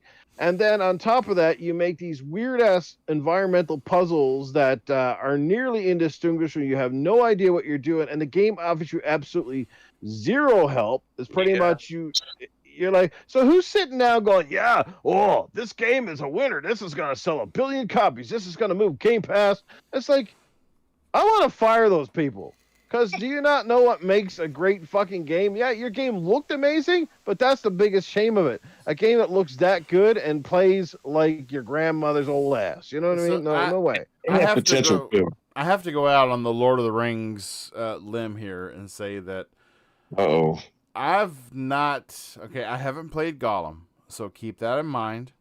With that said, I've not played a bad Lord of the Rings game. I haven't played Gollum. So, Battle for Middle Earth and Battle for Middle Earth 2, the two real-time strategy games, total classics. The movie adaptation to Lord of the Rings, phenomenal. Classic. More than North. Yes, Shadow of Mordor, classic. all the Lord of the Rings games that I played. Classic. Great IP. And Thember brings it up in the chat. He's like, this wild rumor, because if you think about it, Xbox has been doing a lot of marketing and social media in respect to the Lord of the Rings, the Fellowship. Kind of putting, themselves in. Yes, they have. So I'm wondering if we're not going to see a new Lord of the Rings IP. Because remember, Warner Brothers got the rights to carry that franchise on. They got the rights to carry the story on after Return of the King in the movies. I mean, everybody saw a post from Xbox during the Super Bowl saying the big game, and everyone thought, oh my god, they're going to drop the bomb on the Super Bowl, and it was nothing. Yeah. I know, but... You know, funny, I actually forgot about that. Wow. Oh, I guess I wasn't expecting it either, so... Browns are going to the Super Bowl this year. You heard it here first. Shut the I'm just going to tell you right now, Oh, Nick Chubb is going to be the leading rusher for the season. Yeah. Oh my god. I Love Nick Chubb. Sorry, man. The only Browns you're gonna see is on the back of your underwear. Oh, shit. Kill me, Are bro. you happy? Are you happy with Darius Smith? Are you happy with Darius Smith? Yes. That's the only kind of streak they're gonna have this Really? year. Here's the thing, Bob. Being there, done that as well. I was so excited for Darius, and then he's going to next year. He's going to leave you guys as well. Well, let me tell you. Your Zadarius Smith did not have a Myles Garrett on the opposite side, or a Tomlinson in the center. So there you go. That's the difference between our offense and your offense. He had not only a Dalvin Tomlinson as a defensive tackle, but he also had a fucking the new Hunter. So don't you try to say things about my... Oh, okay. Who's your team again? Refresh my memory. Minnesota. Oh, don't do that. Oh, we don't play you this year. I'm sorry. We can't talk. No, we don't. I can't. I'm sorry. Yeah, I can't. I can't. Disappointed. I can't throw shade at a team I can't back it up with. Bob, here's the thing. I wanted so badly for my team to play against yours. Seriously. Hey, Noof's a 49ers fan. Dude. I didn't know that. Jesus. Yes, sir. Yeah. Who's your QB this year? Brock Purdy. Oh, fuck. Brock, Who are they gonna go with? Brock They Purdy. so many fucking people. Oh, yeah, I that's guess he'll right. probably be the guy. Yeah. Like the mystery red, like everyone during this draft wanted the next Brock Purdy. I don't know what just happened. Yeah, I forgot. It was pretty crazy. It was.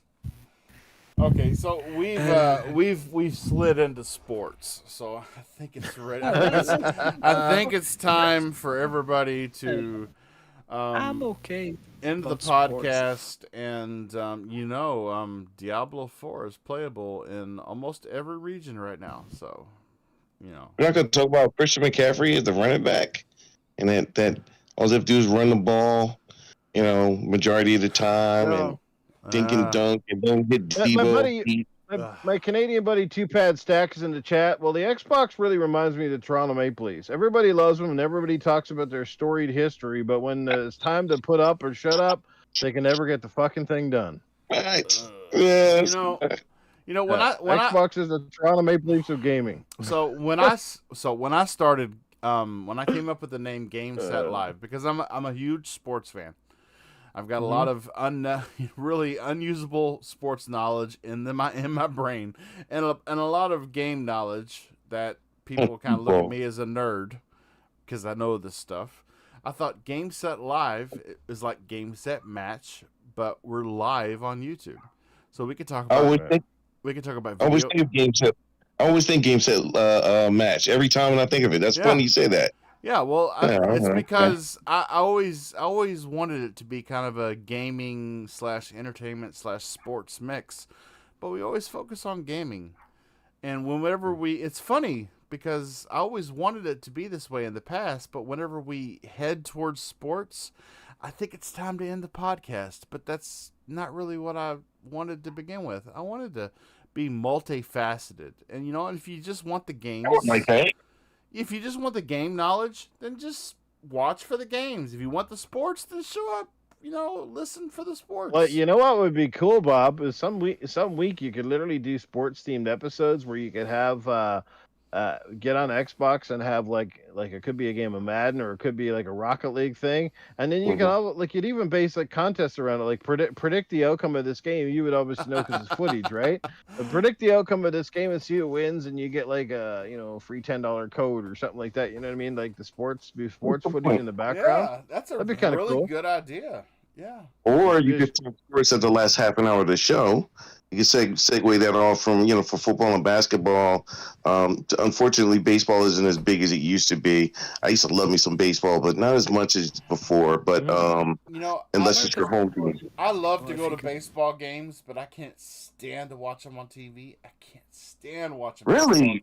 Yes. I do think baseball games are better live. I do think that, but if it's a pitching duel, unfortunately, you never know what's going to be. But if it's a pitching duel, I'm all into it just watching it on TV because I could see exactly what kind of pitches he's hitting and how close he's coming to the zone of that ball on the outside or inside. Listen, and college football starts up too. I'm a huge college football nut. Like I said, if you want to do it the last half an hour of the show, I'm in. Dude, I might just start another podcast on another day and call it Game Set Sports. That's a good idea. That'd be kind of cool. There you go. And just I'll have it here on the same channel, and you never know, that may just push us over the subscription mark so that we can. It would definitely be different with like a live matchup each week and different people bringing in their own team and stuff, and you playing. That'd be fun. Oh yeah. Yep. Totally. I would suck, but I definitely play. But I'd suck because I'm not the best. I'm not that good at most of the sports games. You know what I mean? I'm good at the golf games. That's all I'm good at. Is the golf games. I look at sports games like fighting games. If you're not playing at least an hour a day, your skills will diminish. They're one of those things where even if you want a game with everything else, you do have to put in significant time to be good at it. Some games you just can't pick up and just be good. It's just a whole coordination, a whole viewpoint of how you play. You got to get into that, and if you're not, you're gonna always get even something as simple as like Rocket League. Like, have you guys seen like the really good players at that? It's easy to pick up and play. I've seen championships. Dude, they can do stuff that I didn't even know you could do until later on. I was like, my son was watching it, and I was like, could you really jump up that high? And he was like, dude. I don't know. They do it like you know what they're doing. When I do it, it's usually by fluke. I'm like, oh, how did that happen? And they're just like pulling shit off, and you're like, holy fuck, these guys are going up the wall doing backflips and kicking it off the ass of the car. You're like, holy shit. You're like, oh. Yeah, right? And I'm just the game like, is fantastic, though. I thought I was good at. Oh, no, I suck. Right? I was good at it too. I never understand basketball games and hockey games. I'm pretty decent. I can pick up and like something like NBA Jam or something like that, where it's a little easier to kind of get into the flow. You know what I mean? Because they're arcadey, right? I do want to give a shout out to if I didn't before, Red Wolf Renegade in the chat, Palpatine, 2-pad stack, sir. Brando Calrissian. Usually he doesn't change his username before he jumps in, so I always call him Brando something else. But 2-pad stack, showing 2-pad stack said that I think I'll play Jedi before trying Diablo. I never got into that series, and I answered him. I said, like, "Oh, it's so good." Yeah, but Jedi is, in my opinion, might be game of the year right now. Well, this is true. This is true. I'm not arguing that fact, but I will say that Diablo 4, in my eyes, is the best launching. If you've never really been into Diablo 4 is a very, very good launching point. Because I'm not doubting you on that, but I'm thinking he should play Jedi first because once he's done, he's done. If he plays Diablo's a continuous, ongoing thing. He's never done. If he's like me, like anything with loot, at all in it, you can't get me off of it. No. And so, just in case he's like that, I would play Jedi first and get that out the way. It's a great game. You'll enjoy it 100%. But I look at Diablo. I'm not even a Diablo guy. And I look at it. I remember the first time I saw some of the game footage, and I was like, "This game looks incredible," and it's showing up with Diablo. So yeah, I would absolutely play Jedi first, and then get sucked into Diablo for the whole summer. Yeah, this is true. I'm probably Noof, you getting on Diablo, ain't you? I don't know. It's not really come on. not really my jam. Some tells me if you played, you would love it. I'm gonna buy it.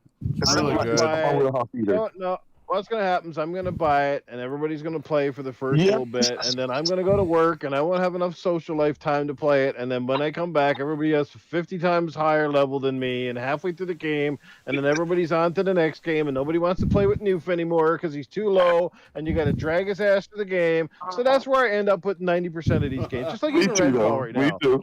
Hey, I play Redfall that first week, and now I'm looking for Redfall. I'm like, hey guys, anybody probably for Redfall? And I can hear the crickets. Quick. You're like, hey, what the fuck, right? Yago Kukin in the chat. Shout out, brother. Thanks for stopping by and checking out Game Set Live.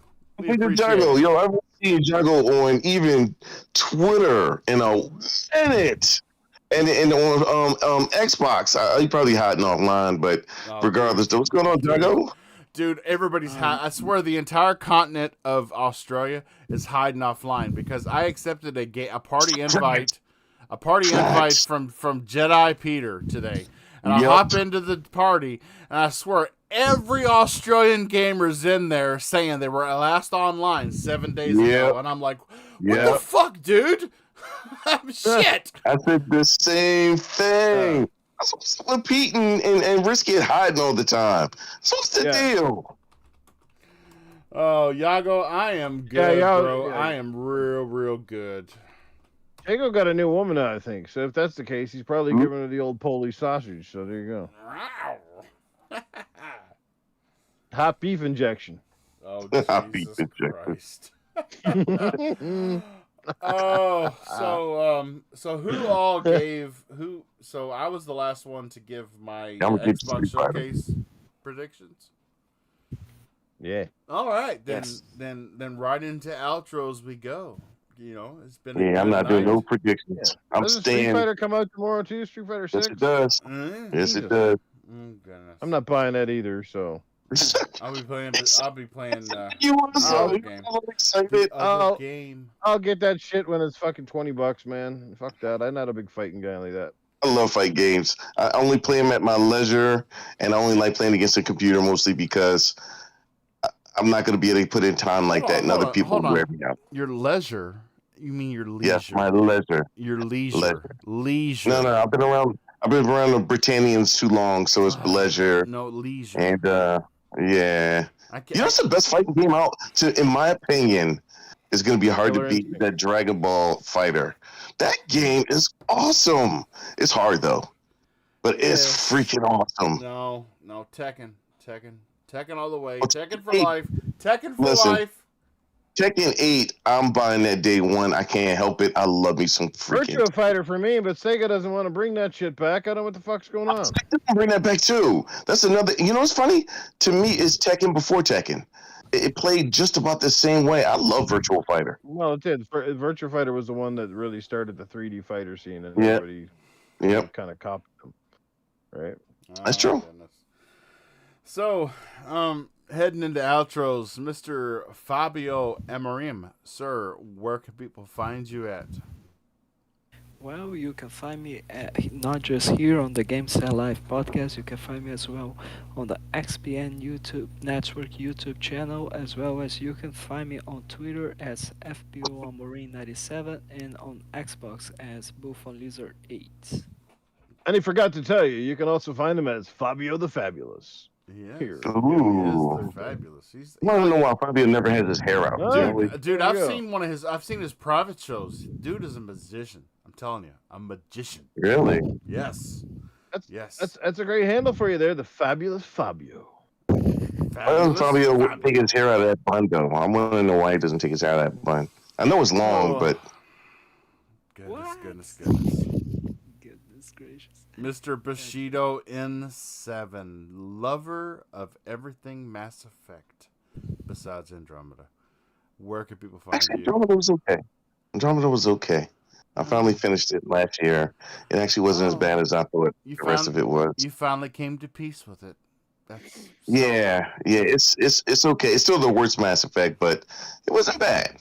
The game, the fight mechanics made it good. Anyway, you can only find me now on the KY Bobby Show, weekdays, Thursday, 9 Eastern Central Time, with Bobbio Fabarim and Nukem and Mayhem James. So yeah, you can find me here, and I want a last name too, Bushido Amarim. That has a nice ring to it. So God. I want to be, dude. He mixed our names. He took Fabio and added Bob, and it came out Bobbio Amarim. Bobbio. Duke Nukem. Duke Nukem. Yeah, I got a million of them. Whew. I got a million of them. Oh, yeah. Fruit Loop'em. Okay. Noof Nukem, sir. I promised I would force this in the chat. Sir, where can people find you? And is in fact your show starting next week? Well, over the past couple of months, I've learned that most people don't want to find me at all. They just rather leave me buried in the gutter, but that's okay. At least I'm still here on this podcast, and I do have a new one coming up, yes. It will be on my channel, Noof Nukem. It'll start on Monday evening. That's right, this Monday, the 5th of June at 9 p.m. Eastern Time. That's 8 Central, 7 Mountain. You can catch up with the Gaming Fuse podcast. I have got a dynamite co-host. Can't say any more than that, but there will be a co-host. I may have another one the following week, but I want the extra co-host is really, really new. So I want him to make sure that he's okay and knows what he's getting into before he commits full time. It's going to be a dynamite show. Like I said, I'm aiming for an hour format. It's going to be fast. Everything's going to be timed. There's going to be no drag on. It's going to be boom, boom, boom, in and out of the room. And gaming, movies, whatever topics come our way. It'll be a multi-platform podcast show. And it's going to have the stuff that you expect from Noof Nukem, like alternate personalities, Arnold, Cletus, Safe House, and there's a new one as well. So get ready. Hold on to your socks. I'm ready to rock, baby. I am back. Yes, and Bob is that secret co-host. Just throwing it out there. Did Noof Nukem just almost throw up? Yeah, he was really excited. Yeah, he almost let it slide that Bob's going to be the co-host on the show because I don't fucking care what I say. I'm ready to fucking get down. That's right. What do you mean you don't care? You literally changed the channel to say where the games matter and not the platform. No, just kidding. Well, yeah, it's because that goes against the narrative that's set forth on social media right now. Everybody's on their team. Fuck their teams. Their teams don't matter. The games matter. Just the Cleveland Browns for you. Oh, Jesus Christ. Why you gotta pick on my football team? Because Cleveland... Oh, bullshit. We know what to expect. That's okay. At least he doesn't go for the New York Jets. Yeah, this is true. The New York Jets seem to be where quarterbacks go to die. You remember Brett Favre went there. Now Rodgers is going there. Yeah, it's like an NFL funeral home. Here's the thing, Bob. It's not the Jets. It's the Vikings because Brett Favre after the Jets he became a Viking. Yes, I don't know why. Aaron Rodgers will end up going to the Vikings too. You mark my words. Please, don't. Yeah, didn't Aaron Rodgers? Where's he gone this year? He's gone to where? Jets. The Jets. The Jets. Oh, he went to the Jets. Oh fuck! Yeah. I was thinking he went somewhere else for some reason. Oh Yeah. shit. God damn it. Yeah. Oh well, he went from one green team to another green team. So there you go. True that. This is KY Bob. I am the host that tries to wrangle in this band of misfits every Thursday night here on the Game Set Live show, which is on the KY Bobby YouTube channel. You could find me on basically every platform, KY Bob. I found the one impersonator and I beat him up and I stuffed him into a dumpster. Don't tell. Nice. Yes. So I'm KY Bob everywhere. Look me up. You can find me playing V Rising on Steam and anything. I don't ever hide offline, so I'm whatever you see me on Xbox. Invite me. Join a party I'm in. Everyone's welcome. If the party happens to be locked, send me a DM. I'll beat down the person that locked it and force them to let you in. That's right. One for the community, I am. And you can catch me here every Thursday on Game Set Live. Everybody, I want you to have a great weekend. Enjoy gaming. And remember, it is the games that matter and not the piece of plastic you enjoy them on. Good night, everybody.